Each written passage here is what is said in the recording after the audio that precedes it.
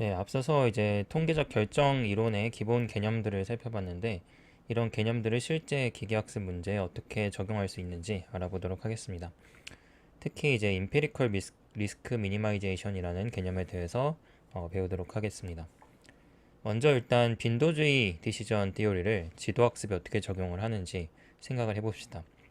지도학습에서는 우리가 표준적인 빈도주의 결정 이론과는 몇 가지 차이점이 있는데, 일단은 자연의 상태라는 것이 좀 다릅니다. 그래서 우리가 이 지도학습에서의 자연의 상태는 입력값 x를 넣었을 때 y 값이 나오는 그런 것을 이제 맞추는 것이 되겠죠. 그래서 지도학습에서 각 다른 이제 x에 대해서 각기 다른 y를 예측하는 문제가 되는 것입니다. 그래서 우리가 추정하고자 하는 바는 바로 이 함수 관계가 우리가 추정하고자 하는 바가 되겠습니다. 그래서 우리의 추정량은 결국에 이런 예측함수 형태를 띠게 되겠고요. 결국에 입력 x를 받아서 y를 출력하는 함수가 우리의 추정량이 되는 것입니다. 이때 이제 자연의 실제 상태는 결합분포 px, y로 표현이 되겠습니다. 그래서 이것은 이제 입력 x랑 출력 y 간의 실제 관계를 나타내는 확률 분포가 되는 것입니다. 그래서 이런 설정에서 우리의 그 예측 함수의 리스크는 아래와 같이 나타나게 되겠습니다. 여기서 이제 로스 손실 함수가 있게 되겠고요. 얘를 모집단 리스크라고 부르는데요. 리스크 함수 f 실제 확률 분포 p, 그러니까 함수 f랑 실제 확률 분포 p가 주어졌을 때 리스크는 우리가 확률 분포는 일단 무시할 수가 있으니까요. 이제 true라는 게 고정돼 있으니까 우리가 정하는 f에 따라서만 달라지게 되겠고, 그래서 리스크 f, 리스크 함수의 리스크는 뭐냐면은 우리가 이 함수에다가 x 값을 넣었을 때 나온 y, y 해시 되겠죠. 그래서 y 해시랑 y랑 비교를 해서 로스 값을 계산을 하는데, 그것을 기대값을 매긴, 즉 평균을 낸 값이 바로 리스크가 되는 것입니다. 이때 평균을 낼 때 px랑 py바 x에 대해서 평균을 내는 것이 되겠죠. 즉 이제 실제 결합 분포 pxy에 대해서 계산되는 그런 기대값이 되겠습니다. 그래서 각각의 xy 쌍에 대해서 얘네들을 다 계산을 하고 걔네들의 평균을 냈다라고 할 수가 있게 되겠죠.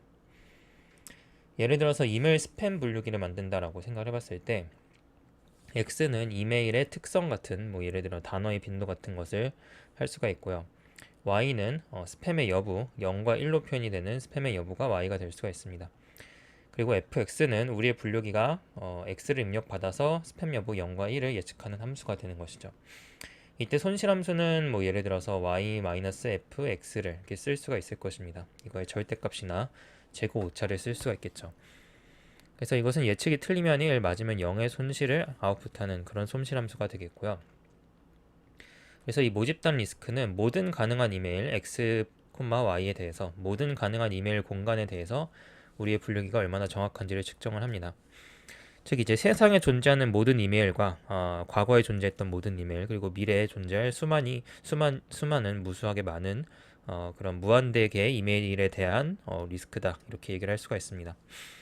그래서 이 px, p 스타 x, y가 그 분포를 나타내죠. 이론상 가능한 모든 이메일의 조합을 나타냅니다. 그리고 그게 스팸인지 아닌지를 y 값으로 나타낸 그 확률 분포가 되겠죠. 여기서 이제 큰 문제가 바로 이 P스타가 우리가 실제로 관측을 할 수 없다라는 점이 되겠습니다. 우리가 과거에 존재했던 세상의 모든 이메일과 그리고 현재 존재하는 모든 이메일, 그리고 미래 앞으로 존재할 모든 이메일까지 다 수집을 해서 확률 분포 P스타를 만드는 건 불가능하게 되겠습니다. 그래서 만약에 알고 있다라고 한다면 사실 기계학습이 매우 쉬운 문제가 되는데요. 이제 얘를 모르기 때문에 기계학습이 어려운 문제다라고 할 수가 있겠죠. 그래서 현실에서는 P스타라는 것을 관측을 할 수가 없고, 단지 P스타로부터 추출된 샘플들을 가지고 있습니다. 즉 우리가 관측된 현재 존재하는 몇 개의 이메일들만 있다라고 할 수가 있겠죠.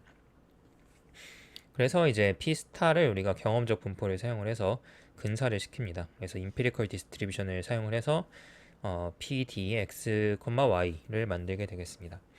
여기서 이제 델타는 디렉 델타 함수가 되겠고요. 즉 이제 D 절대값으로 보이는 얘는 이제 그 집합의 원소의 개수라고 했었죠. 이제 카이디널리티라고 해서 집합의 원소의 개수, 즉 우리가 가진 샘플의 개수 분의 1을 두고, 이제 얘는 이제 xn,yn이 있는 좌표에다가 이제 점을 하나 찍어놓고 걔에다가 이제 확률 분포를 할당하는 게 되겠죠. 그래서 뭐 이전에도 한번 얘기를 했었지만 우리가 가진 데이터가 1,3 그리고 2,2 마이너스 1,3이다 라고 했을 때 얘네들 각각의 3분의 1씩의 확률을 배분을 하는 것입니다.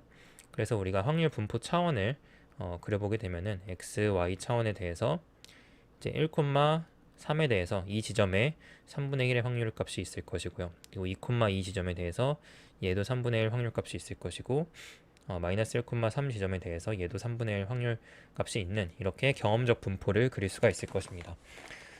그래서 이 경험적 분포에서 우리가 리스크를 계산하는 게 바로 임피리컬 리스크가 되겠습니다. 그래서 앞에서 P를 우리가 구할 수가 없기 때문에 대신에 우리가 이렇게 얻은 샘플에 한해서 로스를 계산을 하고 걔의 이제 기대값을 즉 평균을 구하는 게 바로 임피리컬 리스크라고 부를 수가 있습니다.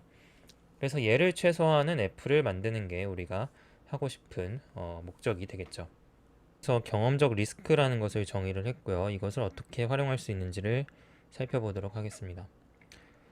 가장 자연스러운 방법은 이 경험적 리스크라는 것을 최소화하는 함수를 선택을 하는 게 가장 좋은 방법이다라고 할 수가 있겠죠. 이를 수식으로 표현하면은 아래와 같이 표현을 할 수가 있습니다. 우리가 함수 f를 선택할 때 이 선택된 f를 f-이라고 부를 수가 있겠죠. 이 f-를 어떻게 선택을 하냐면은 argmin r fd로 선택을 하는데 여기서 rfd는 우리가 방금 봤었던 경험적 리스크가 되는 것이고요. 즉 우리가 f라는 것을 선택을 할 때 선택할 수 있는 모든 f의 집합인 h에서 f를 선택을 하는데 이 경험적 리스크를 최소화하는 f를 선택해서 우리가 예측한 f-로 만들겠다라는 것이 되겠습니다. 이렇게 선택하는 방법을 우리가 ERM이라고 부릅니다. 임피리컬 리스크를 최소화하는 방법이다 라고 해서 임피리컬 리스크 미니마이제이션이라고 부르게 되겠습니다. 여기서 h라는 것은 함수의 가설 공간이라고 부르고요. 함수가 가질 수 있는 모든 가설을 포함한 공간이 되겠습니다. 예를 들어서 우리가 선형 회귀를 생각을 해봤을 때 x 입력이 하나 있을 때 선형 회귀는 wx 플러스 b로 fx를 이렇게 가정을 할 수가 있겠죠. 그때 우리가 가설 공간에는 이 wb에 대해서 모든 가능한 조합이 들어있는 것입니다. 그래서 w가 뭐 0.1도 될 수 있고요. b가 마이너스 5도 될 수 있고 이런 식으로 무수하게 많은 무한대 개의 w와 b의 공간이 있을 것이고요. 그래서 그 w랑 b 중에서 우리가 가장 좋은 f를 선택을 해야 되는데 즉 가장 좋은 w랑 b를 선택을 해야 되는데 그렇게 사용하는 기준이 바로 임피리컬 리스크를 최소화하는 f를 즉 w랑 b를 찾겠다라는 것이 되겠습니다. 그래서 이 ERM의 개념은 결과적으로 우리가 예측 모델을 만들었을 때 가장 잘 예측하는 f를 찾는다. 근데 그것을 우리가 가진 관측한 데이터를 통해서 경험적 리스크를 최소화하는 애로 찾겠다라는 것이 되겠습니다. 네, 이제 경험적 리스크 최소화의 성능을 이론적으로 분석하는 페이지가 되겠습니다. 그래서 여기서는 근사오차랑 수정오차라는 개념이 등장하는 그런 페이지가 되겠고요. 여기서 우리가 몇 가지 정의가 있는데요. 바로 이 f*라는 것이 뭐냐면은 모든 가능한 함수 중에서 최소의 모집단의 리스크를 가지는 것이 되겠습니다.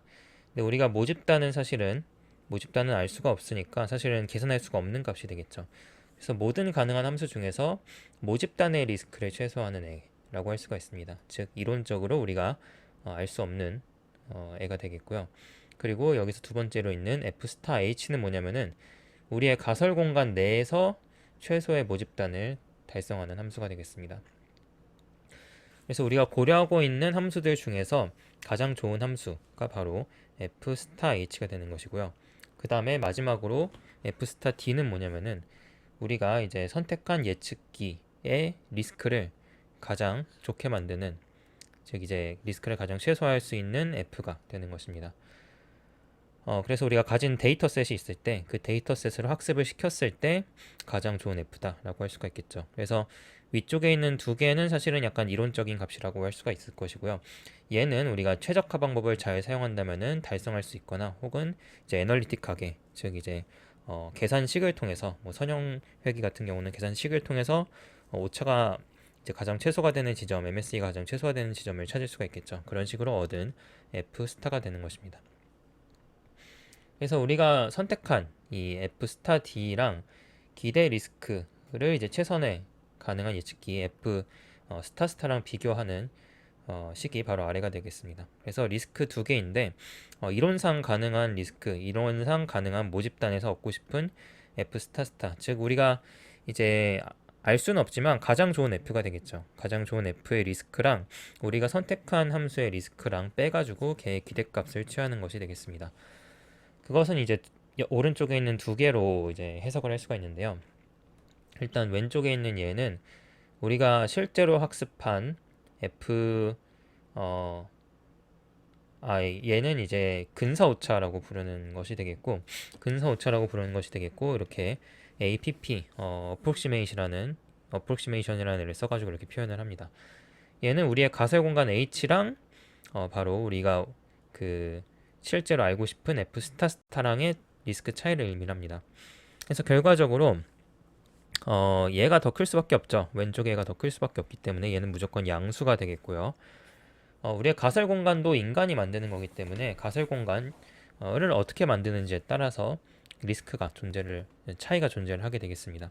그래서 예를 들어서 사실 딥러닝이 좋은 거였는데 뭐 선형회귀를 썼다, 혹은 선형회귀가 더 좋은 거였는데 딥러닝을 썼다라는, 우리가 이제 딥러닝을 쓸지 선형회귀를 쓸지 선택하는 것도 가설 공간을 선택하는 행위가 되겠습니다. 그래서 그때 우리가 이렇게 리스크 두 개의 차이를 계산을 할 수가 있을 것이고요. 그리고 얘는 우리가 가설 공간에 세웠으면은 데이터로 피팅을 시키는 것이 되겠죠. 그때 데이터로 피팅을 시켰을 때 그 최적화 이론을 쓰게 되는데, 최적화 이론에 따라서 가장 좋은 그 가설 공간 내에서의 리스크를 최소화시키는 것으로 이제 수렴을 안 할 수가 있게 되겠습니다. 그래서 가장 좋은 이제 그 가설 공간 내에서 가장 좋은 함수의 리스크랑, 그리고 우리가 학습시킨 F 스타 D랑 그때 리스크의 차이를 평균을 낸 것이 바로 에스티메이션의 에러가 되겠습니다. 그래서 우리가 이 F 스타 스타랑 우리가 선택한 F 스타 D랑 이 리스크의 차이의 기대값은 어떻게 계산을 할 수가 있냐면요, 얘랑 얘의 합으로 계산이 된다라고 할 수가 있겠고, 왼쪽은 approximation error, 그리고 오른쪽은 estimation error라고 할 수가 있습니다. 즉 근사 오차랑 추정 오차라는 것으로 이루어져 있는 것이라고 할 수가 있습니다. 그래서 오른쪽은 이제 데이터의 한계로 인해서 발생하는 문제가 되겠고요, 혹은 최적화 방법론의 약간 잘못으로 발생하는 리스크가 되겠고, 얘는 우리가 인간이 선택한 가설 공간이 실제 우리가 알지 못하는 그 자연의 함수와 얼마나 닮아 있는지, 그거에서 나오는 리스크의 차이가 되겠습니다. 다음으로 근사오차와 추정오차에 대해서 더 자세하게 알아보도록 하겠습니다. 그래서 근사오차라는 것은 이 에러인데 approximation error가 되겠고요. 결과적으로 앞에서 얘기했듯이 이 approximation error는 F 스타 H의 리스크 빼기 리스크 F 스타 스타로 이루어지는 값이 되겠습니다. 즉 우리가 선택한 가설 공간 모델이 얼마나 실제 세계를 잘 모델링하는지를 측정을 한다라고 할 수가 있습니다. 우리가 선택한 가설 공간의 능력과 관련이 있는 관계라고 할 수가 있게 되겠고요. 그래서 이것은 결과적으로 우리가 만약에 가설 공간을 좀 더 복잡한 걸 쓰게 되면은 이 approximation error는 더 낮아지게 되는 것입니다. 가설 공간을 복잡하게 쓴다라는 게 무슨 뜻이냐면은 결과적으로 좀 더 복잡한 모델을 쓴다라는 게 되겠죠. 예를 들어 선형 회귀 대신에 폴리노미얼 회귀를 쓰게 되겠고, 혹은 폴리노미얼 대신에 딥러닝을 쓰게 되면은 점점 파라미터 개수가 많은 복잡한 모델을 쓰게 되는 것이고, 그렇게 되면은 일반적으로 조금 더 이 F 스타 스타에 가까워지게 되는 것입니다. 근데 여기서 이제 추정 오차, estimation error는 우리가 앞에서 얘기했듯이 관측된 데이터에 대해서 훈련 데이터 세트를 사용을 해서 이제 그 가설 공간 내에서 최선의 함수를 찾는 과정에서 발생하는 오차가 되겠습니다. 그래서 이것은 훈련 데이터의 크기 n과 그리고 가설 공간을 어떻게 설정했는지 h에 따라서 이 복잡도가 달라지게 되겠습니다. 예를 들어서 우리가 매우 복잡한 모델을 쓰게 되면은 예를 들어 딥러닝 같은 그런 파라미터 개수가 많은 애를 쓰게 되면은 이 노이즈까지 학습할 위험이 있겠죠. 노이즈까지 학습할 위험이 있게 돼서 추정 오차를 증가시키게 되겠습니다. 그래서 추정 오차는 이런 식으로 이제 샘플의 개수랑 복잡도, 모델의 복잡도에 따라서 결정되는 수치다라고 할 수가 있게 되겠고요. 여기서 트레이드 오프를 발견을 할 수가 있습니다. 조금 더 표현력 있는 H를 우리가 생각을 한다. 좀 더 표현력 있다라는 것은 좀 더 복잡한 모델을 사용한다라고 한다면은 추정 오차가 증가하게 되겠습니다. 반면 이제 훈련 데이터 N, 이 훈련 데이터의 샘플의 개수 N을 늘리면 추정 오차가 감소하는 그런 트레이드 오프를 가지는 것을 볼 수가 있습니다. 다음으로 이제 과적합과 일반화 갭이라는 개념에 대해서 보도록 하겠습니다. 과적합이라는 것은 앞에서 얘기했지만 이제 훈련 데이터만 너무 잘 맞춰가지고 리스크를 최소화하고 우리가 관측하지 않은 데이터 혹은 모집단에 대해서는 리스크를 최소화하지 못하는 그런 모델을 만들어내는 것을 의미를 합니다. 그래서 모델의 복잡성이 굉장히 높을 때 그리고 데이터 샘플이 개수가 적을 때 이런 특성이 나타나게 되겠고요. 예를 들어서 10개의 샘플을 가지고 100차원의 모델을 가진 100차원의 폴리노미얼 리그레션을 최적화시킨다라고 하게 되면은 우리가 리스크를 정확하게 0으로 만들 수가 있습니다. 그렇게 이제 만든 모델은 사실은 좋은 모델은 아니게 되겠죠. 그래서 우리가 관측한 10개 데이터 포인트에 대해서는 리스크가 0이지만 새롭게 관측을 할 앞으로 나오게 될 데이터에 대해서는 리스크가 크게 될 수가 있습니다. 그래서 우리가 이것을 과적합이라고 부르는데 이것을 막기 위한 방법이 바로 제너럴라이제이션 갭이라는 수치를 설정을 하고 이것을 고려하는 것이 되겠습니다. 얘를 이제 한국말로는 일반화 갭이라고 부르고요. 일반화 갭은 우리가 이 가장 최선의 리스크, 가장 이제 그 F가 최선이 됐을 때 그때의 리스크 빼기 우리가 관측한 데이터에 대한 F의 리스크로 이루어지게 되겠습니다. 사실은 얘는 이제 우리가 실제로 계산을 할 수가 있잖아요. 예를 들어 이 오른쪽에 있는 마이너스 뒤에 있는 애는 예를 들어 y 빼기 y 햇 이런 것을 제곱으로 이제 계산을 할 수가 있겠죠. 이런 식으로 이제 오른쪽에 있는 애는 계산할 수가 있는데 얘는 사실은 계산할 수가 없는 수치죠. 이론상으로 존재할 수 있는 함수 중에서 가장 좋은 것의 리스크가 되니까요. 사실 0이라고 얘기할 수도 있을 것 같고 어떤 문제에 대해서는 0이 아닐 수도 있을 것 같고요. 우리가 계산으로 구할 수 없는 수치가 되겠습니다. 그래서 이 왼쪽에 있는 RF를 어떻게 우리가 근사를 시키냐면은 RFD 테스트로 근사를 시키는 것입니다. 즉 우리가 관측하지 않은 모델 이제 학습에 쓰지 않은 데이터셋을 가지고 리스크를 계산했을 때 그때 트레인과 얼마나 리스크 차이가 있는지 이것을 제너럴라이제이션 갭이라고 부릅니다. 그래서 일반화 갭 이것은 이제 모델의 실제 성능과 훈련 세트의 성능의 차이를 나타내게 되겠는데 얘를 근사시키는 방법이 바로 테스트셋을 써서 그 테스트셋이 트레이닝 할 때는 쓰이지 않은 별도의 독립적인 데이터를 우리가 준비해 놓고 그것을 이제 리스크를 계산을 해서 우리가 RFD 테스트로 계산을 할 수가 있을 것입니다. 그래서 얘도 이제 계산을 할 수가 있는 애니까요. 둘 다 이제 계산할 수 있는 애니까 두 개 수치를 빼면은 우리가 수치로 구할 수 있게 되겠죠. 네, 그래서 이제 과적한 문제랑 그것으로 인한 일반화 성능 저하에 대해서 배웠는데 우리가 정교화에 대해서 이것을 좀 더 깊게 다뤄보도록 하겠습니다. 과적합을 방지하기 위해서 이제 모델의 복잡성에 페널티를 부여하는 식으로 리스크를 만든 게 바로 정교화 리스크라고 부르는 것이 되겠습니다. 수학적으로는 아래와 같이 표현이 되고요. 우리가 리스크를 새롭게 쓰는데 걔는 원래 있던 임피리컬 리스크랑 정교화 항이라는 것을 덧셈을 해서 이것을 우리가 앞으로 최소화를 시키는 F를 찾겠다라는 것이 되겠습니다. 그래서 결과적으로 얘를 이제 새롭게 쓰는데 우리가 F 해시라는 것은 결과적으로 알그민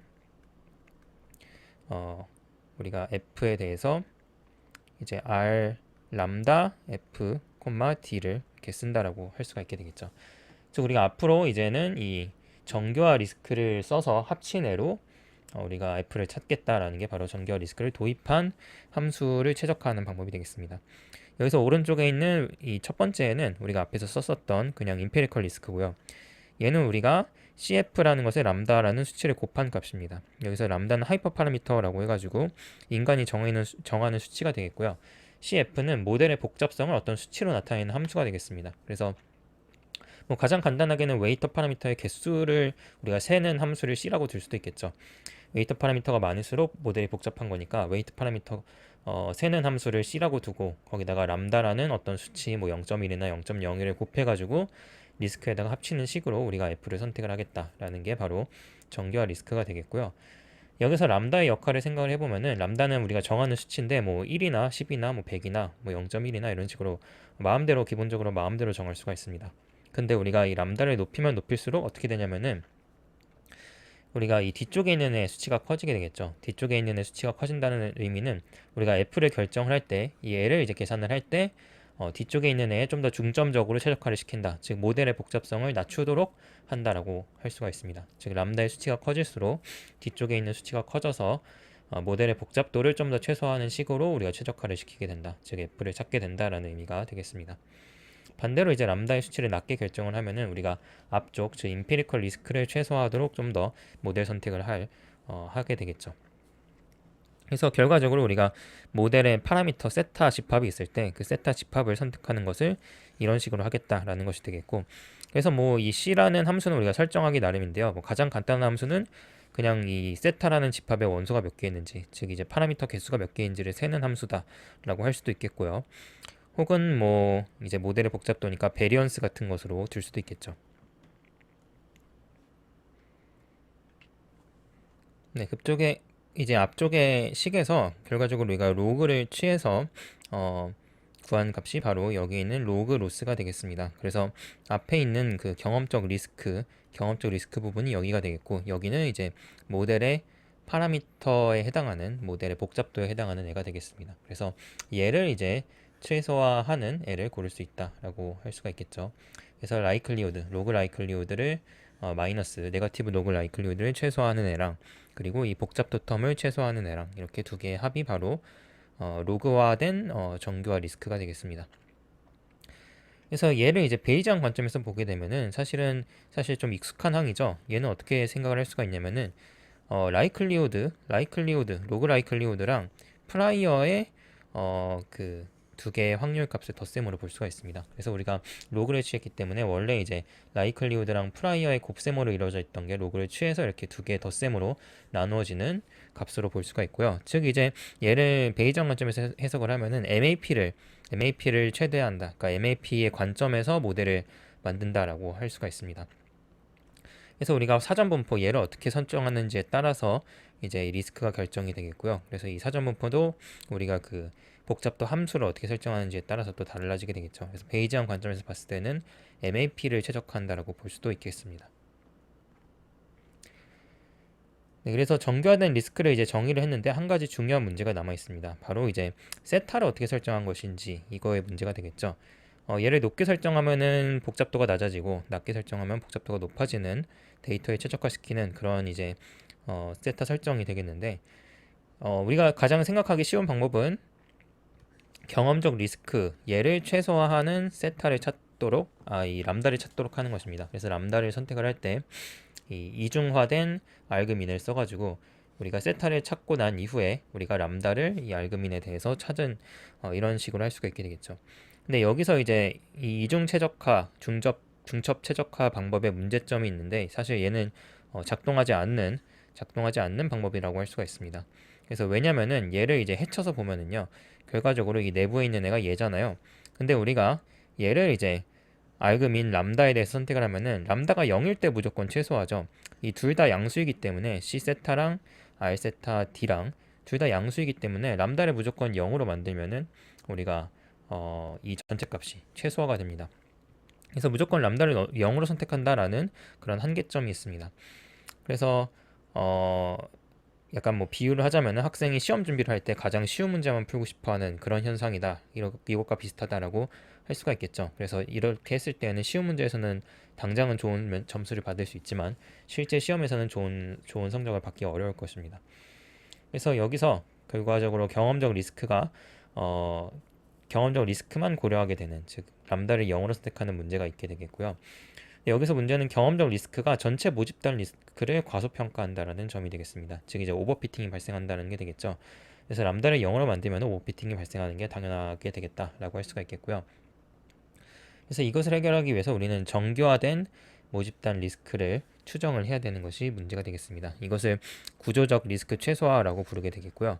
그래서 이것을 하는 방법은 굉장히 많이 있는데 결과적으로는 공통적으로 우리가 모집단을 추정을 해서 그 모집단에서 리스크를 최소화하도록 만들어야 된다라고 할 수 있습니다. 그것의 방법론은 이제 뒤쪽에 설명이 나오겠지만 교차 검증이나 이제 정보 기준 AIC나 BIC 같은 것을 사용하거나 부트스트랩을 통해서 모집단을 잘 추정을 하고 그 모집단 내부에서 리스크를 최소화하도록 만드는 그런 방법이 되겠습니다.